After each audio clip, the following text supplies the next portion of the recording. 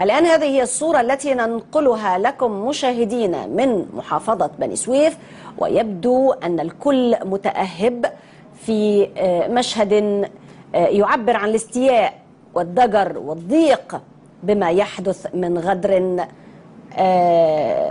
لكل من يحاول أن يحمي هذا الوطن. فلنستمع لما يردد من هتافات. ونعم الوكيل.